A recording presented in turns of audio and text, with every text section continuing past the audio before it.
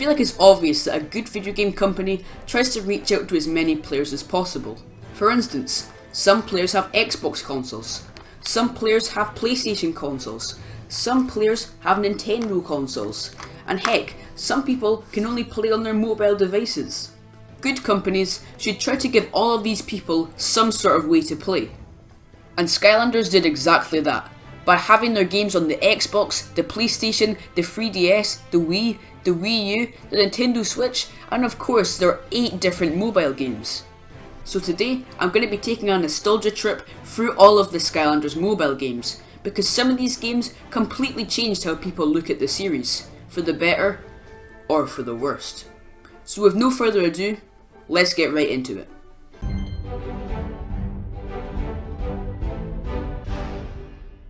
We received our first mobile game only 5 months after the release of Skylanders Sparrow's Adventure. This fun little game was called Skylanders Cloud Patrol, where you and your Skylanders hop on a turret and shoot all the baddies on screen. And that's basically it. Don't get me wrong, it's quite simple, but for a mobile game made in 2012, it's actually pretty impressive. There were a lot of cool features in the game, like the ability to enter your Skylander's unique toy code, which can be found in the actual game, and then be able to use that Skylander on Cloud Patrol. Unfortunately, I never got to play this game because it had shut down years before I even knew it existed. But anyway, let's whiz along 6 months later when we got our second mobile game, Skylanders Lost Islands. I know I said that Cloud Patrol was pretty good for its time, but compared to Lost Islands, it's like that soggy fry at the bottom of your Happy Meal. I don't really know how to describe Lost Islands. It's not like any other Skylanders game, but it felt like a big part of the series. It remained an excellent game up until a while after Trap Team's release, when the game just stopped working. Whenever you tried to load up the game, no matter how patient you are, it would never actually start. And instead of taking the game down, they kept it on game stores for ages, even though it was completely broken. Unfortunately, it's safe to say that Skylanders Lost Islands won't be making a return. But if you quickly got bored of that game, don't worry, because 8 days after the release of Lost Islands, they made another mobile game. Out of the original mobile games, Skylanders Battlegrounds is definitely the most faithful to the actual games. This game looked like a Skylanders game, it played like a Skylanders game, and it even came with a starter pack and a wireless portal. What's really interesting about this portal is that it could also be used in Cloud Patrol and Lost Islands instead of having to enter the toy code. Now of course, this game wasn't as complex as the console games, but at the time, it was the best they could do. And honestly, it's not half bad.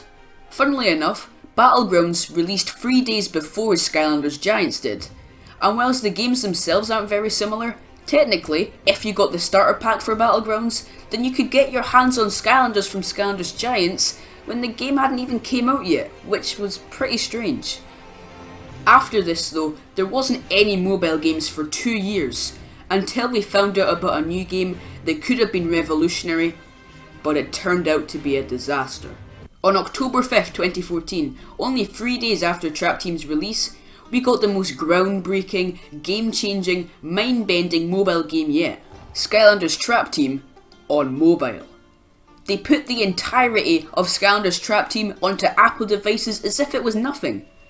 This game also came with a starter pack and a wireless portal and controller, which are actually super cool. So I actually managed to buy this game fully on my iPad with the portal and controller, and let me tell you that these things are awesome. So this game looks like it's going to be amazing. Except it sucks. 2 things can happen when you start playing this game. The game could start and you could enjoy the full Trap Team experience on your iPad, or the game could start and it instantly shuts down or loses connection. The only real issue that I have with this game is the fact that sometimes it works and sometimes it just doesn't. You could be having the time of your life on a level and then it just closes by itself and it doesn't reopen even if you cry like a baby. I don't know what to tell you other than get this game at your own risk, because it's like if Hoodsicle became an ice cream man, it just wouldn't work. Just under a year later, we were introduced to Skylanders Superchargers, and the mobile game for that was released on the exact same day. I'm not sure if Superchargers Mobile is better than the Trap Team version because I don't have it, but let's hope for the greater good of mankind that it is. But if it's glitchy or not, it's still pretty impressive to be able to play console games on handheld devices. 4 days after Superchargers, we were introduced to Skylanders Battlecast, an ambitious strategy-based mobile game in which you can use Skylanders, enemies, and magic items, all with special abilities, to defeat your opponents.